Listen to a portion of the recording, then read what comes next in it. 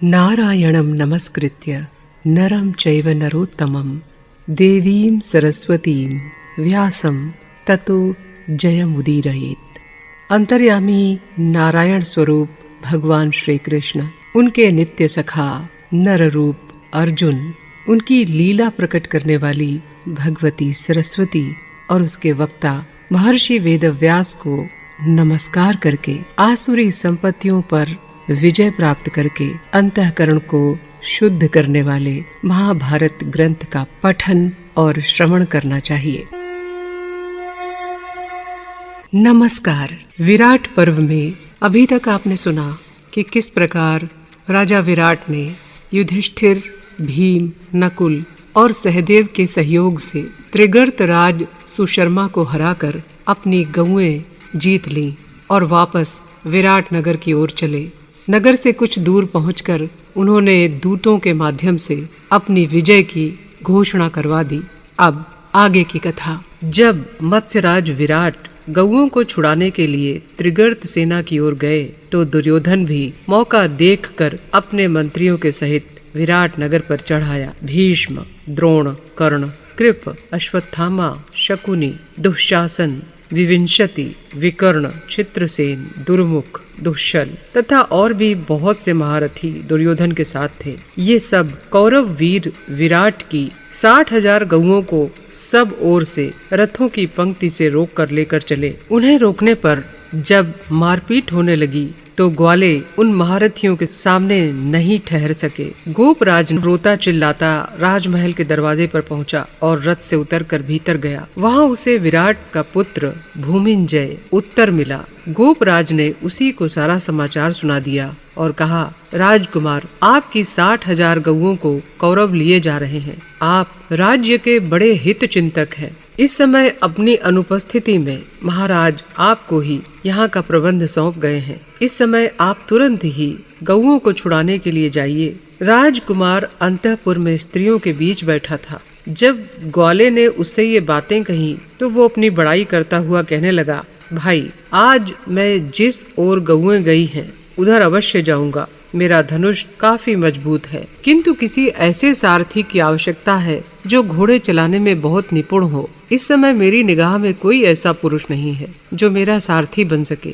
तुम शीघ्र ही मेरे लिए कोई कुशल सारथी ले आओ। फिर तो जैसे इंद्र दानवों को भयभीत कर देते हैं, उसी प्रकार मैं सभी महान धनुर्धरों के छक्के छुड़ाकर एक ही क्षण में अपनी गौओं को लौटा लाऊंगा। मेरे पराक्रम को देखकर सबको यही कहना पड़ेगा कि ये साक्षात पृथा पुत्र अर्जुन ही तो हमें तंग नहीं कर रहा है। जब राजपुत्र ने स्त्रियों के बीच बार बार अर्जुन का नाम लिया तो द्रौपदी से नहीं रहा गया। वो स्त्रियों में से उठकर उत्तर के पास आई और उससे कहने लगी, ये जो हाथी के समान विशालकाय और दर्शनीय युवक बृहन्नला नाम से विख्यात है, पहले अर्जुन का सारथी ही था। यदि ये आपका सारथी हो जाए तो आप निश्चय ही कौरवों को जीतकर अपनी गौएं लौटा लाएंगे। सैरंध्री के ये कहने पर उसने अपनी बहन उत्तरा से कहा, बहन, तू शीघ्र ही बृहन्नला को लिवा ला। भाई के कहने पर उत्तरा तुरंत नृत्यशाला में पहुंची और बृहन्नला से बोली,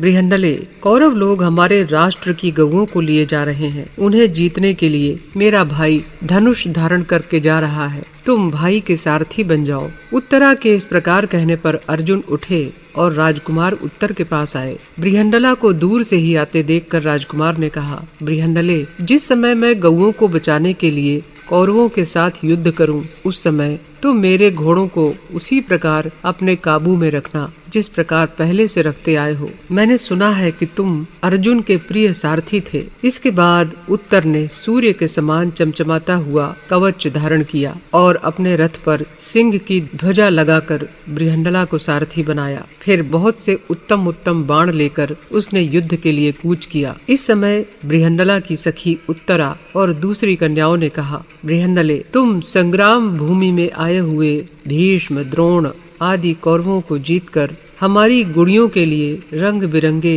वस्त्र लाना। इस पर अर्जुन ने हंसकर कहा, अवश्य। अब राजकुमार उत्तर राजधानी से निकलकर बाहर आया और अपने सारथी से बोला, तुम जिधर कौरव लोग गए हैं उधर ही रथ ले चलो। यहाँ जो कौरव विजय की आशा से आकर इकट्ठे हुए हैं उन सब को जीतकर और उनसे गौएं लेकर मैं बहुत जल्द लौट आऊंगा। तब अर्जुन ने उत्तर के उत्तम जाति के घोड़ों की लगाम ढीली कर दी। अर्जुन के हाँकने से वे हवा से बातें करने लगे। थोड़ी ही दूर जाने पर उत्तर और अर्जुन को महाबली कौरवों की सेना दिखाई दी। वो विशाल वाहिनी हाथी, घोड़े और रथों से भरी हुई थी। उसे देखकर उत्तर के रोंगटे खड़े हो गए और उसने भय से व्याकुल होकर अर्जुन से कहा, मेरी ताब नहीं है कि मैं कौरवों के साथ लोहा ले सकूं। देखते नहीं हो मेरे सारे रोंगटे खड़े हो गए हैं। इस सेना में तो अगणित वीर दिखाई दे रहे हैं। मैं तो अभी बालक ही हूँ, शस्त्रास्त्र का भी ज्यादा अभ्यास नहीं किया है। फिर मैं अकेला ही इन शस्त्र विद्या के पारगामी महावीरों से कैसे लड़ूंगा। इसलिए बृहन्नले तुम लौट चलो। बृहन्नला ने कहा, राजकुमार, तुमने स्त्री पुरुषों के सामने अपने पुरुषार्थ की बड़ी बड़ाई की है। तुम शत्रु से लड़ने के लिए ही घर से निकले हो, फिर अब युद्ध क्यों नहीं करते? यदि तुम इन्हें हराए बिना घर चलोगे तो सब स्त्री पुरुष आपस में मिलकर तुम्हारी हंसी उड़ाएंगे। उत्तर बोला, बृहन्नले, कौरव लोग मत्स्यराज की बहुत सी गौएं लिए जा रहे हैं, तो ले जाएं। सब लोग मेरी हंसी उड़ाएं तो उड़ाते रहें। अब मैं युद्ध नहीं कर सकता। ये कहकर राजकुमार उत्तर रथ से कूद पड़ा। सारी मान मर्यादा को तिलांजलि देकर धनुष बाण फेंक कर भागा। ये देखकर बृहन्नला ने कहा, शूरवीरों की दृष्टि में युद्ध स्थल से भागना क्षत्रियों का धर्म नहीं है। ऐसा कहकर कुंती नंदन अर्जुन भी रथ से कूद पड़े और भागते हुए राजकुमार के पीछे दौड़े और बड़ी तेजी से 100 ही कदम पर उसके बाल पकड़ लिए। अर्जुन द्वारा पकड़ लिए जाने पर उत्तर कायरों की तरह दीन होकर रोने लगा और बोला, कल्याणी बृहन्नले, सुनो, तुम जल्दी ही रथ लौटा ले चलो। देखो, जीवन रहा तो अच्छे दिन भी देखने को मिलेंगे। इस प्रकार वो बहुत अनुनय विनय करता रहा, किंतु अर्जुन हंसते हंसते उसे रथ के पास ले आए और कहने लगे, राजकुमार, यदि शत्रु से युद्ध करने की तुम्हारी हिम्मत नहीं है तो लो, घोड़ों की लगाम संभालो, मैं युद्ध करता हूँ।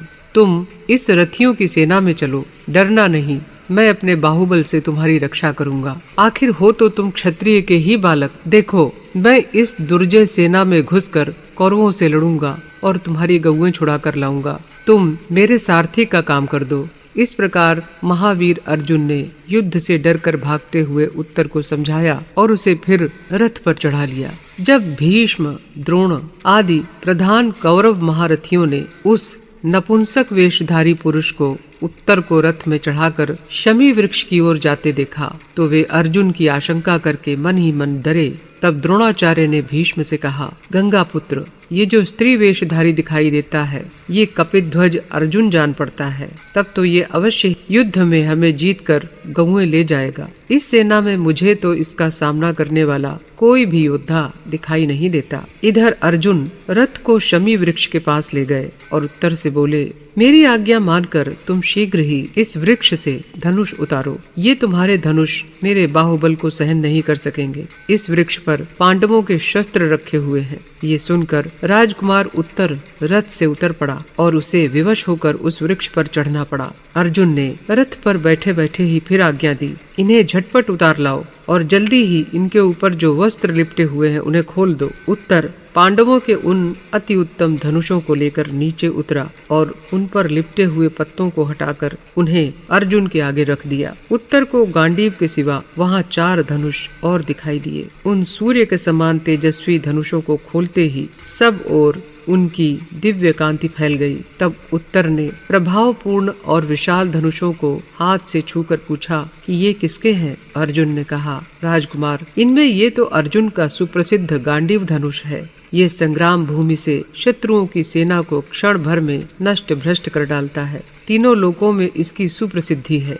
ये अकेला ही 1 लाख शस्त्रों की बराबरी करने वाला है। देखो, ये चित्र विचित्र रंगों से सुशोभित, लचकीला और गांठ से रहित है। 32.5 साल से ये परम दिव्य धनुष अर्जुन के पास है। उसे ये वरुण से ही प्राप्त हुआ। और दूसरा जो सोने से मढ़ा हुआ सुंदर पीठ वाला धनुष है वो भीमसेन का है। तीसरा इंद्र गोप के चिन्हों वाला मनोहर धनुष महाराज युधिष्ठिर का है। चौथा धनुष जिसमें सूर्य चमचमा रहे हैं नकुल का है और जिसमें सुवर्ण के पतिंगे चित्रित हैं वो 5वां धनुष माद्री नंदन सहदेव का है। उत्तर ने कहा, बृहन्नले, जिन शीघ्र पराक्रमी महात्माओं के ये सुंदर और सुनहले आयुध इस प्रकार चमचमा रहे हैं। वे पृथा पुत्र अर्जुन, युधिष्ठिर, नकुल, सहदेव और भीमसेन कहाँ हैं?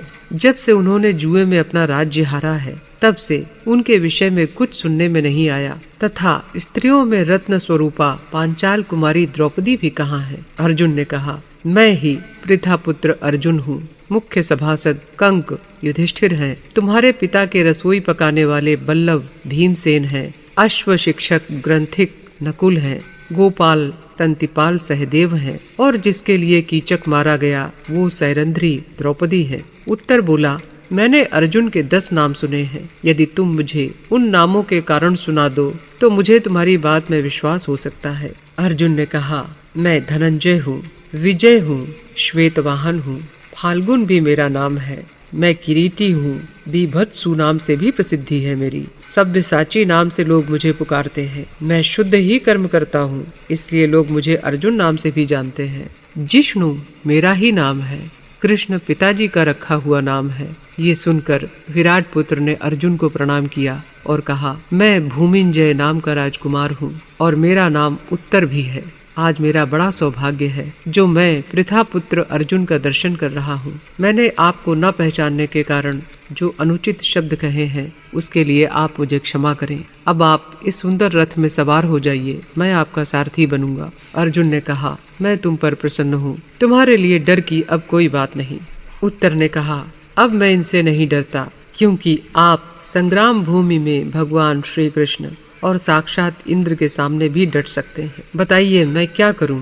मैंने अपने पिताजी से सारथी का काम सीखा था, इसलिए मैं घोड़ों को अच्छी तरह संभाल लूंगा। इसके बाद अर्जुन ने शुद्धता पूर्वक रथ पर पूर्वाभिमुख बैठकर एकाग्र चित्त से समस्त अस्त्रों को स्मरण किया। उन्होंने प्रकट होकर हाथ जोड़कर कहा, पांडु कुमार, आपके दास हम सब उपस्थित हैं। अर्जुन ने कहा, तुम सब मेरे मन में निवास करो। इस प्रकार अस्त्रों को ग्रहण करके अर्जुन प्रसन्नता से खिल उठे और उन्होंने गांडीव पर डोरी चढ़ाकर उसकी टंकार की। तब उत्तर ने कहा, पांडव श्रेष्ठ, आप तो अकेले ही इन शस्त्रास्त्र के पारगामी अनेकों महारथियों को जीत सकते हैं। इस प्रकार उत्तर को अपना सारथी बनाकर पांडव प्रवर अर्जुन ने शमी वृक्ष की परिक्रमा की और फिर सारे अस्त्र शस्त्र लेकर अग्निदेव के दिए हुए रथ का ध्यान किया। ध्यान करते ही आकाश से एक ध्वजा पताका से सुशोभित दिव्य रथ उतरा। अर्जुन ने उसकी प्रदक्षिणा की और वानर की ध्वजा वाले रथ में बैठकर धनुष बाण धारण किए। फिर उन्होंने अपना महान शंख बजाया, जिसका भीषण घोष सुनकर शत्रुओं के रोंगटे खड़े हो गए।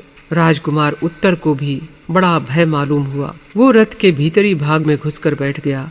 तब अर्जुन ने घोड़ों की रासें खींचकर घोड़ों को खड़ा किया और उत्तर को हृदय से लगाकर आश्वासन देते हुए कहा, डरो मत। उत्तर ने कहा, मैंने शंख और भेरियों के शब्द बहुत से सुने हैं, किंतु ऐसा शंख का शब्द तो मैंने पहले कभी नहीं सुना। इसी से मेरा मन बहुत घबरा रहा है। इस प्रकार बात करते करते एक मुहूर्त तक आगे चलते रहने पर अर्जुन ने उत्तर से कहा, अब तुम रथ पर अच्छी तरह से बैठकर अपनी टांगों से बैठने के स्थान को जकड़ लो तथा घोड़ों की रासों को सावधानी से संभाल लो। मैं फिर शंख बजाता हूँ। तब अर्जुन ने ऐसे जोर से शंख ध्वनि की मानो वे पर्वत, गुफा, दिशा और चट्टानों को विदीर्ण कर देंगे। इस शब्द को सुनकर द्रोणाचार्य ने कहा, ये मेघ गर्जन के समान जो रथ की भीषण घरघराहट सुनाई दे रही है, इससे जान पड़ता है कि ये अर्जुन के अलावा कोई और नहीं है। देखो, हमारे शस्त्रों की कांति फीकी पड़ गई है। सभी योद्धाओं के मुख निस्तेज और मन उदास दिखाई दे रहे हैं।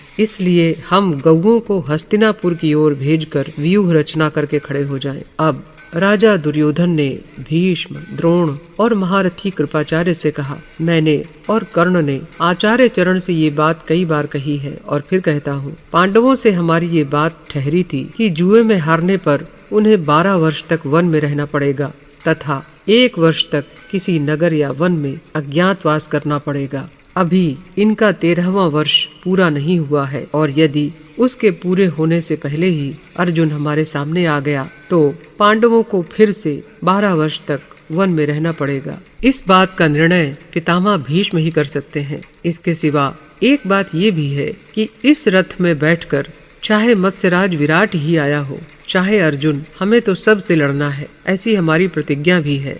दुर्योधन की बात सुनकर कर्ण ने कहा, आप लोग आचार्य द्रोण को सेना के पीछे रखकर युद्ध की नीति का विधान करें। देखिए ना, अर्जुन को आते देखकर ये उसकी प्रशंसा करने लगे। इससे हमारी सेना पर क्या प्रभाव पड़ेगा? हमें ऐसी नीति से काम लेना चाहिए जिससे हमारी सेना में फूट न पड़े। ये सुनकर कृपाचार्य ने कहा, कर्ण, युद्ध के विषय में तुम्हारी बुद्धि सदा ही बड़ी कड़ी रहती है। तुम न तो कार्य के स्वरूप पर ध्यान देते हो, न उसके परिणाम का विचार करते हो। हमें तो यही समझ में आता है कि हम लोग अर्जुन से लोहा लेने में समर्थ नहीं हैं। हम सब मिलकर अर्जुन का सामना करेंगे। तुम अकेले ही उससे भिड़ने का साहस मत करो। तब भीष्म ने कहा, कला, काष्ठा, मुहूर्त, दिन, पक्ष, मास, नक्षत्र, ग्रह, ऋतु और संवत्सर, ये सब मिलकर एक काल चक्र बने हुए हैं। ये काल चक्र कला काष्ठादि के विभाग पूर्वक घूमता रहता है। उनमें सूर्य और चंद्रमा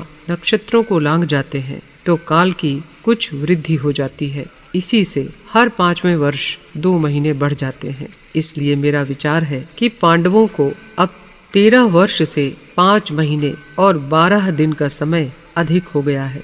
पांडवों ने जो जो प्रतिज्ञाएं की थीं उनका ठीक ठीक पालन किया है। इस समय इस अवधि का भी अच्छी तरह निश्चय करके ही अर्जुन हमारे सामने आया है। ये सभी बड़े महात्मा तथा धर्म और अर्थ के मर्मज्ञ हैं। भला युधिष्ठिर जिसके नेता हैं, वे धर्म के विषय में कोई चूक कैसे कर सकते हैं? इसलिए राजन, युद्धोचित अथवा धर्मोचित कोई भी काम शीघ्र ही करो, क्योंकि अब अर्जुन समीप ही आ गया है। दुर्योधन ने कहा, पितामह, पांडवों को राज्य तो मैं नहीं दूंगा, अतः अब जो युद्ध के लिए तैयारी करनी हो वही शीघ्र करो। भीष्म ने कहा, इस विषय में मेरा जैसा विचार है वो सुनो। तुम तो चौथाई सेना लेकर हस्तिनापुर की ओर चले जाओ। दूसरा चौथाई भाग गौओं को लेकर चला जाए। बची हुई आधी सेना के साथ हम अर्जुन का मुकाबला करेंगे। अर्जुन युद्ध के लिए आ रहा है, इसलिए मैं, द्रोणाचार्य, कर्ण, अश्वत्थामा और कृपाचार्य उससे युद्ध करेंगे। पीछे यदि विराट या स्वयं इंद्र भी आएगा तो जैसे तट समुद्र को रोके रहता है, वैसे ही मैं उसे रोक लूंगा। महात्मा भीष्म की ये बात सभी को अच्छी लगी और फिर कौरवराज दुर्योधन ने वैसा ही किया।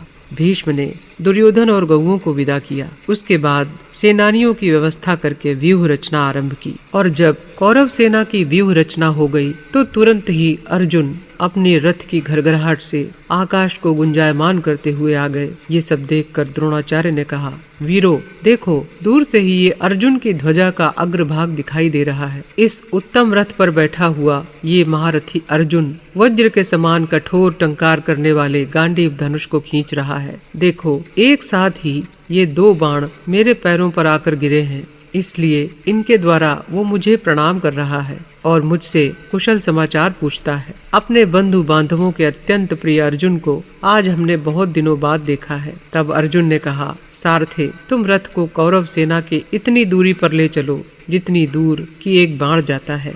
मैं देखूंगा कि दुर्योधन कहाँ है। जब अर्जुन ने सारी सेना पर दृष्टि डाली तो दुर्योधन कहीं दिखाई नहीं दिया। तब वे कहने लगे, मुझे दुर्योधन यहाँ दिखाई नहीं देता। मालूम होता है दक्षिणी मार्ग से गौएं लेकर अपने प्राण बचाने के लिए हस्तिनापुर की ओर भाग गया है। अच्छा, इस रथ सेना को तो छोड़ दो और उधर चलो जिधर दुर्योधन गया है। अर्जुन की आज्ञा पाकर उत्तर ने उसी ओर रथ हाँक दिया। दुर्योधन के पास पहुंचकर अर्जुन अपना नाम सुनाकर उसकी सेना पर टिड्डियों के समान बाण बरसाने लगा।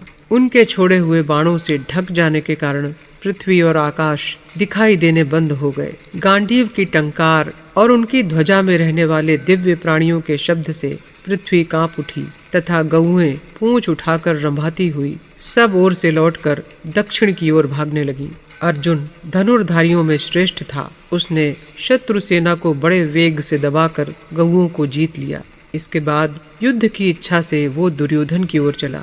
कौरव वीरों ने देखा गौएं तो तीव्र गति से विराट नगर की ओर भाग गईं और अर्जुन सफल होकर दुर्योधन की ओर बढ़ा आ रहा है, तो वे बड़ी शीघ्रता से वहां पहुंचे। कौरवों की उस सेना को देखकर अर्जुन ने विराट कुमार उत्तर से कहा, राजपुत्र, आजकल दुर्योधन का सहारा पाकर कर्ण बड़ा अभिमानी हो गया है। वो मुझसे युद्ध करना चाहता है, इसलिए उसी के पास चलो। उत्तर ने अर्जुन का रथ युद्ध भूमि के मध्य भाग में ले जाकर खड़ा किया। अपने अपराधी कर्ण को सामने पाकर अर्जुन क्रोध और उत्साह से भर गया।